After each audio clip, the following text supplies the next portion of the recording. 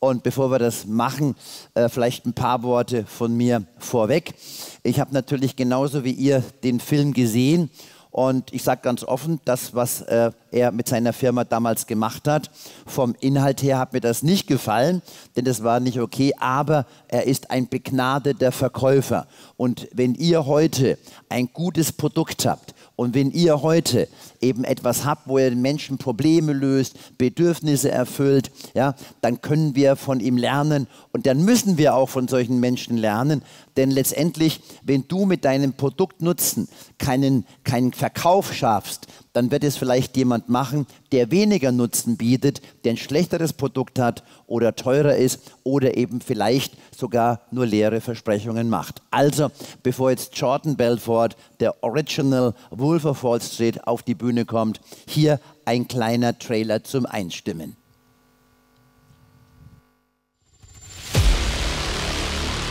I want you to deal with your problems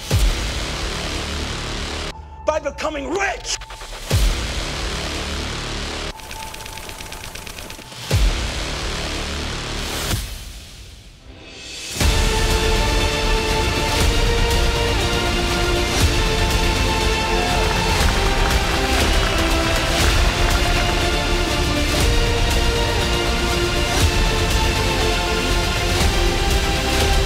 And a $40,000 gold fucking watch.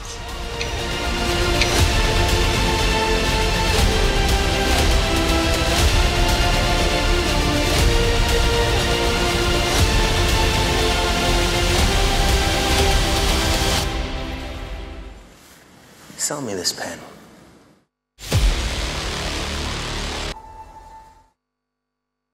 So I want you right now to give a warm Auckland, New Zealand welcome for my good friend and the world's greatest sales trainer, Mr. Jordan Belfort.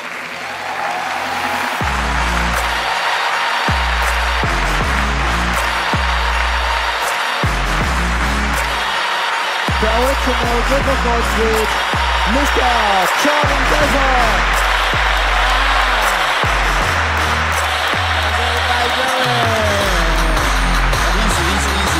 Be careful. How's everybody?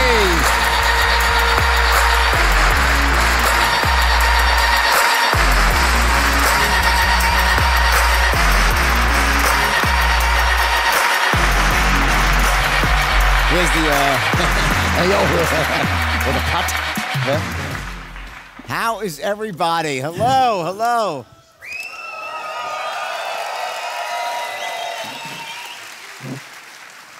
So, Jordan, ganz kurz für euch, wir haben uns entschieden, dass wir es in Deutsch übersetzen, weil vielleicht doch der eine oder andere sonst nicht alles mitbekommt. Das heißt, ich werde in Deutsch fragen und die Übersetzer geben es dann auf Englisch weiter und dann, wenn er auf Englisch antwortet, dann wird das von den Übersetzern übersetzt. I tell them that we make a German translation for these people who can't speak so good English. Sure. For me. So, Jordan, my first question is, I saw the movie. Also ich habe den Film mit. I can make it in it's difficult. Whatever you prefer. It'll get better from here. Okay, the first sentence is easy. I saw the movie Wolf of Wall Street. I think I saw it maybe 4 or 5 times. Every time I have much fun, and every time I learn a little bit from you.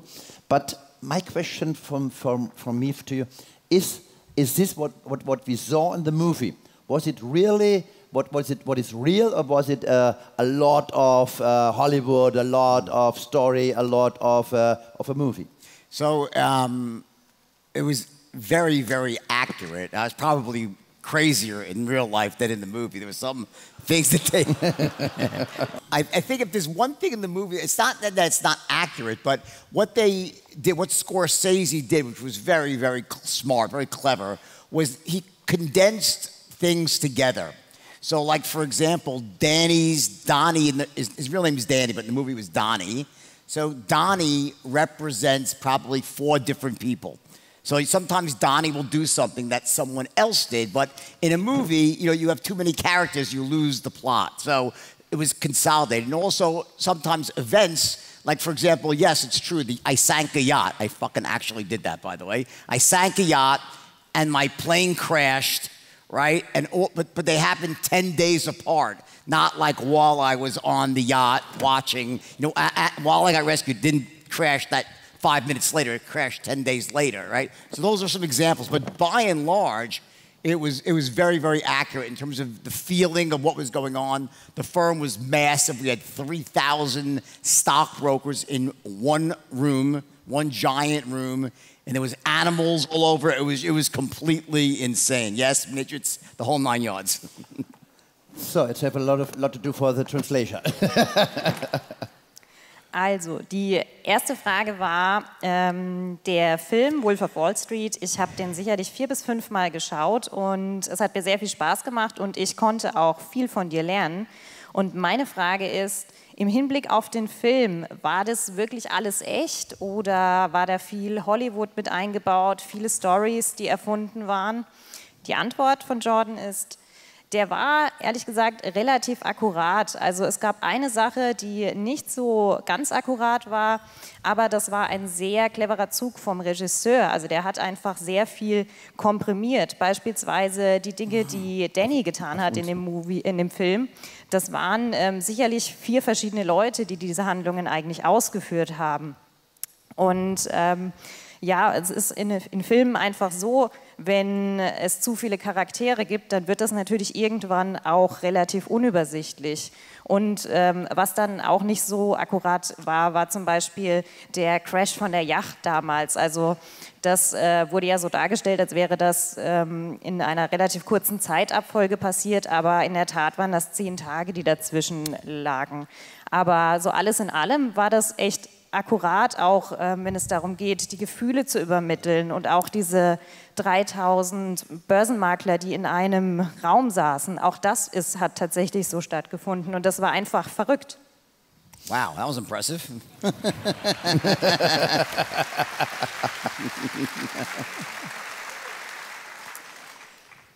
I have no idea what you said, though. Ich weiß allerdings nicht, was sie gesagt hat.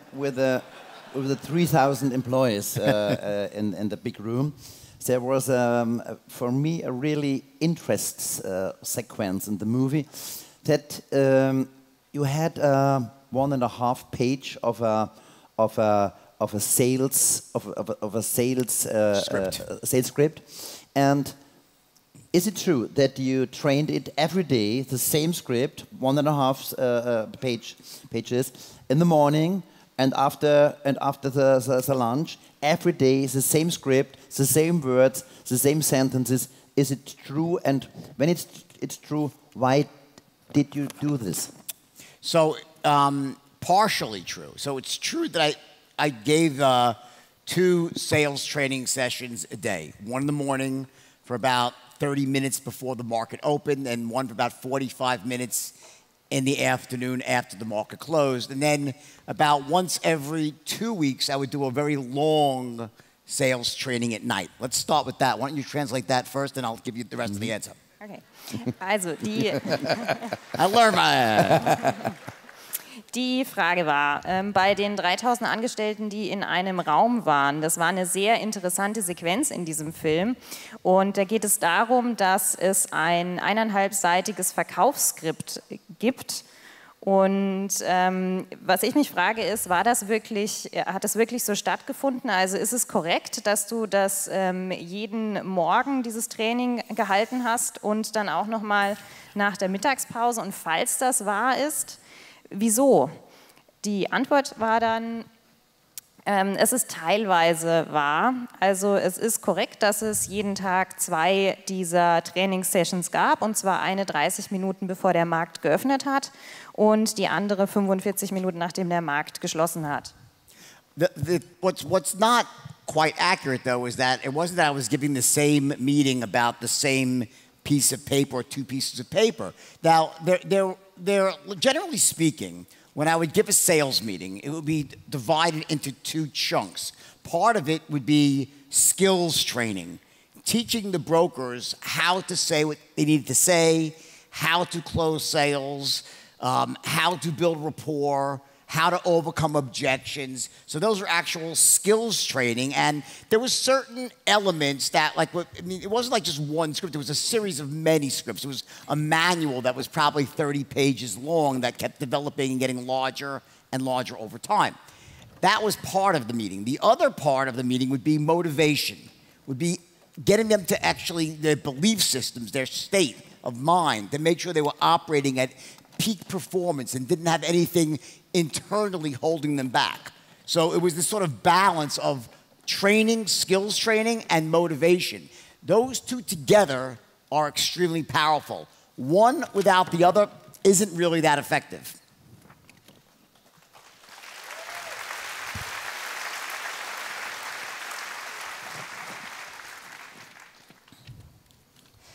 Also was tatsächlich akkurat war, ist, dass es jeden Tag diese Meetings gab, diese Sales-Meetings, und auch, dass es einen Schriftsatz dazu gab.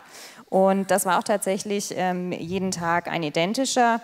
Wenn ich Sales-Trainings abhalte, dann bestehen die normalerweise aus 2 Teilen. Und der erste Teil bezieht sich dann auf die Fähigkeiten, also auf die Skills, zum Beispiel, wie man einen Abschluss macht, wie man Hindernisse überwinden kann. Und das sind einfach sehr viele Elemente, die da eine Rolle spielen. Und das Skript hat sich dann natürlich auch weiterentwickelt. Und irgendwann waren wir da bei 30 Seiten angekommen. Und der zweite Teil dreht sich komplett um die Motivation, um die Einstellung, dass die Menschen die Höchstleistung erbringen müssen und dass die sich in solchen Situationen nicht zurücknehmen dürfen. Und beide Elemente zusammen sind natürlich ein sehr mächtiges Element. Und man muss natürlich auch sagen, dass ein Teil nicht ohne den anderen Teil funktioniert. Let me just add one more thing to that. Just for those of you who are entrepreneurs, CEOs, or sales managers, or just salespeople in general, that what happens if you just try to motivate someone and say, you know, rah, rah, rah, you're great, you're great, you're great, you can do anything, but you don't give them the actual skills to achieve that, it's disingenuous. And also, in their minds, they know it. Like, people know where they really stand in terms of their abilities, their skills. So the idea is that you want to give them the ability to improve their skills.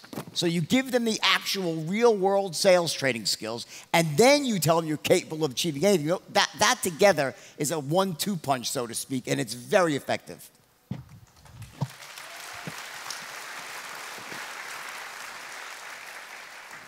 Da ist noch eine Sache, die ich hinzufügen möchte für die unter Ihnen, die CEOs sind, die Sales Manager sind oder die einfach allgemein im Vertrieb arbeiten.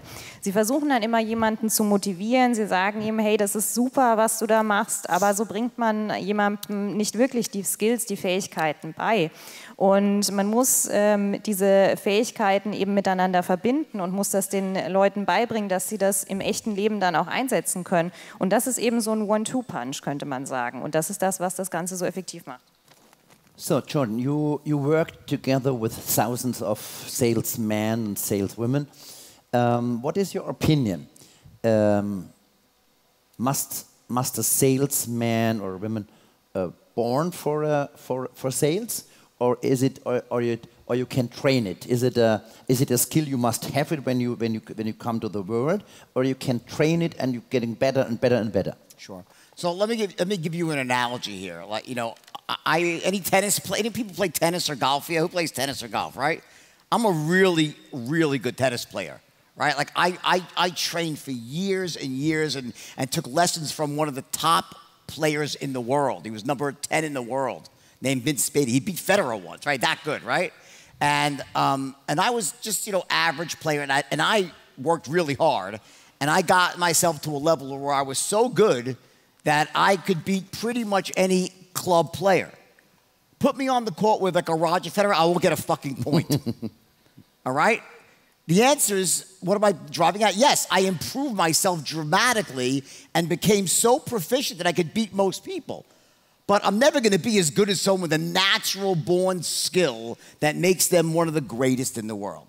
So what does that mean for sales? What it really means is that, yes, of course, there's some people, like myself, and I'm sure people in this room, you're natural-born closers, and if that person applies themselves and studies, they're going to be one of the best of the best. there are also some people that are just naturally not good at all at selling, you know, at communication, so to speak, right?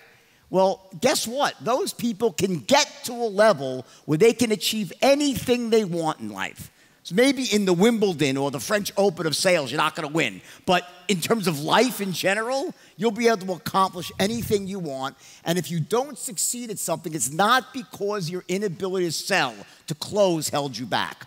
So the answer is you can get good enough, anybody can get good enough at sales and persuasion that it will not be a lack of that skill that holds you back from achieving success.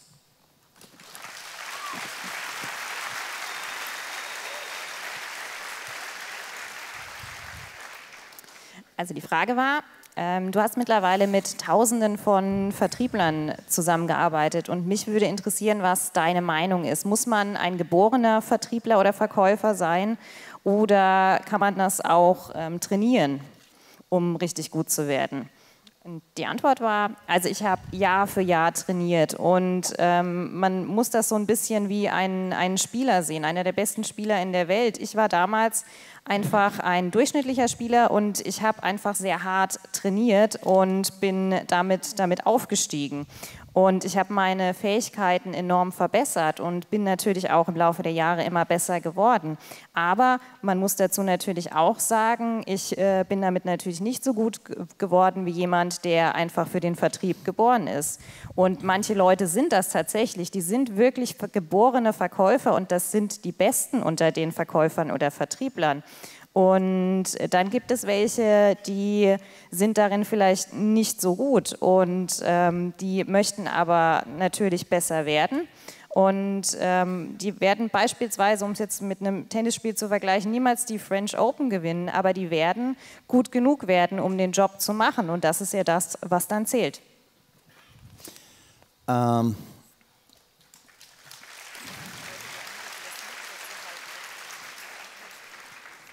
So, I trained in the last 30 years, 56 medal winners at the Olympic Games and world champions and European champions.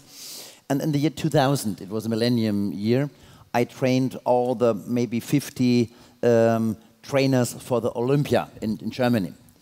And I trained them different times. And I asked them at one of my seminars, what is their opinion? How important is a talent in percent, and how important is the will, and how important is the train, and so. And then they discussed, and then the answer in the middle was, talent is 10–15%. You need it because when you have no talent, you can't be a walker when you are like this. So you need a talent for this. But then it's 85–90% as will, yeah, and the train. And the most important thing is the will. You must want it. You must do it in your mind. You must a goal. You must see it. You must visualize it. How is your opinion to this? And are you a strong believer? And are you a strong mental man? So it's interesting because I've had a similar experience with Olympic athletes, and every single Olympic athlete or a professional athlete that's really won an individual sport like that, they've all said before they won the swimming competition or the weightlifting competition, they had visualized themselves winning it 10,000 times. They'd already visualized it in their own mind 10,000. So I've had that same experience as well. Why don't you start with that, and then I'll give you the rest of the answer. Also in den letzten 30 Jahren habe ich mit 56 Medaillengewinnern zusammengearbeitet aus den Olympischen Spielen, aus den Europameisterschaften und Weltmeisterschaften.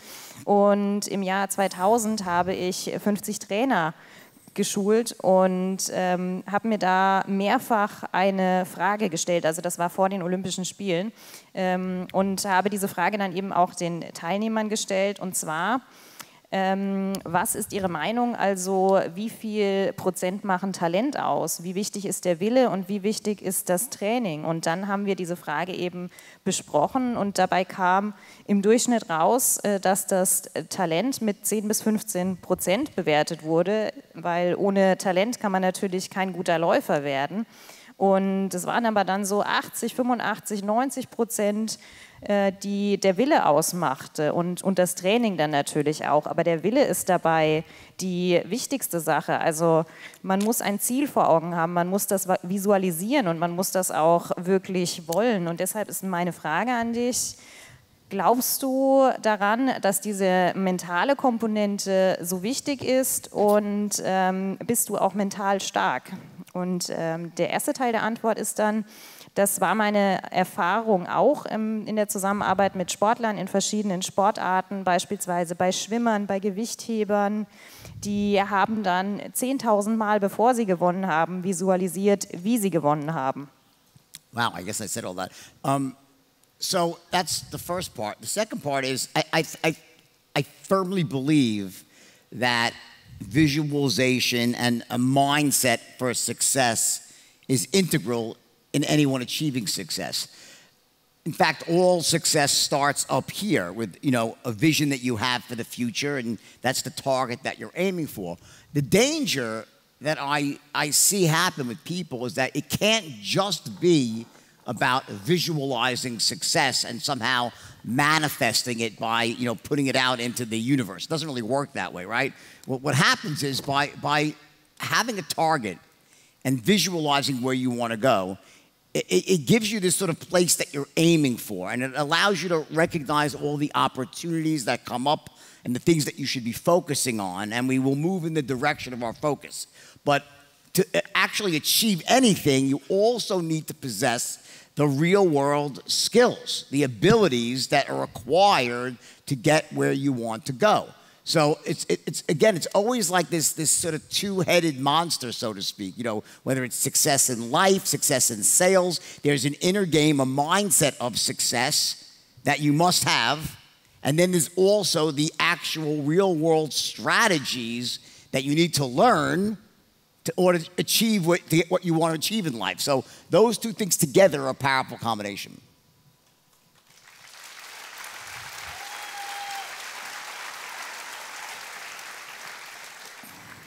Also das war der erste Teil und der zweite Teil ist natürlich, also ich glaube schon, dass Visualisierung eine wichtige Rolle spielt und auch die richtige Einstellung muss dahinter stehen. Das sind integrale Bestandteile und man muss natürlich auch sagen, es fängt alles immer hier oben an, es fängt im Kopf an und es reicht nicht einfach, dass man visualisieren kann und manifestiert und den Rest dann einfach dem Universum überlässt.